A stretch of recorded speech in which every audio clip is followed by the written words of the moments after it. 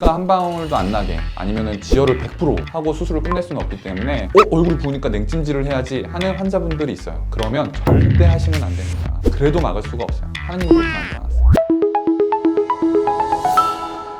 안녕하세요. 구강아간면외과 전문의 서백건 원장입니다.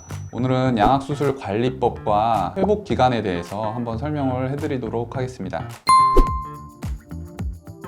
상처는 보통 2주에서 3주 정도면 거의 깔끔하게 납니다. 저희가 흉터라고 하죠. 손에 이제 흉터가 있는데 겉에 이렇게 흉터가 지게 되면 잘 안 지워지는 경우가 많습니다. 겉에 살은. 하지만 잇몸은 흉터가 그렇게 많이 지진 않습니다. 처음에는 조금 흉터가 있는 것처럼 보여도 시간이 흐름에 따라서 거의 90% 이상 원래의 조직과 똑같이 되는 그런 성질을 가지고 있거든요. 그래서 처음에는 이제 흉터가 보인다 하더라도 나중에는 거의 다 안 보고요. 이 봉합이 되는, 기능적으로 유지가 되는 거는 한 2주 정도면 충분할 것 같습니다. 당연히 뼈수를 하면 입안에 피가 많이 납니다. 그래서 코피도 많이 나고요. 그다음에 입안에 피도 상당히 조금 나는 편입니다. 그거를 뼈수를 아무리 잘해도 피가 한 방울도 안 나게 아니면 지혈을 100% 하고 수술을 끝낼 수는 없기 때문에 때에 따라서는 저희가 핏주머니도 차기도 하고요. 그래도 입안에 피가 조금씩 스며 나오면은 가글도 하고 그다음에 뱉어내는데 대개 한 이틀 정도면은 거의 피는 멎는 정도고요. 이후에 이제 피가 입안에서 난다 그런 것들은 위턱을 수술했을 때 저 뒤쪽 목구멍 넘어가는 쪽에 그쪽에서 이제 뼈가 골절이 되면서 나는 피, 그 피들이 남아있는 피들이 조금씩 넘어가는 거거든요. 그래서 그런 부분들을 제외하면은 넉넉자가 2, 3일 정도면은 거의 지혈이 된다고 보시면 될 것 같습니다. 구독! 붓기가 빠지는 시기는 어느 정도인가요?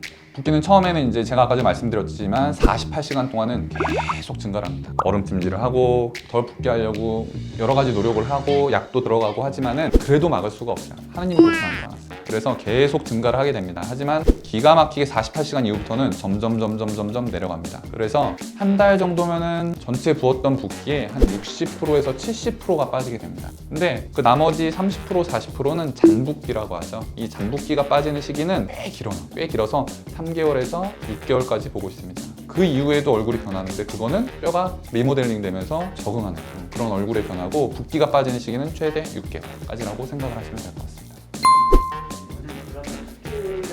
네, 이 냉찜질, 온찜질에 대해서 많이 궁금해 하시는데 어느 부위나 다 마찬가지입니다. 이 냉찜질은 48시간만 하셔야 됩니다. 이 냉찜질하는 거는 붓기를 덜 붓게 하기 위한 거고요. 그러고 나서 그 다음부터는 온찜질을 하시는 게 붓기를 빼는 데 도움이 됩니다. 다만 여기서 붓기가 갑자기 부었어요. 내가 48시간이 지났는데 집에 갔어요. 그런데 붓기가 쭉쭉쭉 빠져야 되는데 갑자기 얼굴이 붓고 딱딱해지고 이런 경우가 있습니다. 이런 경우는 감염이 된 거예요. 그렇기 때문에 감염이 됐을 때 얼굴이 부었을 때 그때 얼굴이 부으니까 냉찜질을 해야지 하는 환자분들이 있어요. 그러면 절대 하시면 안 됩니다. 그러면 감염이 더 회복되는 속도를 느리게 만들 뿐이에요. 그때는 아무것도 하지 마십시오. 수술받은 병원에 전화해가지고 문의를 하시고 절대 얼음찜질을 하시면 안 됩니다. 그리고 이제 붓기를 빼는 과정에 있어서 유산소 운동이 좋아요. 약간의 이제 땀을 흘리고 그러는 전신을 움직일 수 있는, 하지만 너무 급격하거나 과격한 운동은 아니고요. 걷는 거, 좀 파워워킹이라고 하죠. 아니면 사이클을 타는 거, 그런 것 정도는 충분히 붓기를 빼는데 유산소 운동이 도움이 되고, 그 다음에 얼굴을 많이 만져주는 거, 한 달 이후에 얼굴을 많이 만져주는 것도 상당히 붓기를 빼는데 도움이 될 수 있습니다. 좋아요.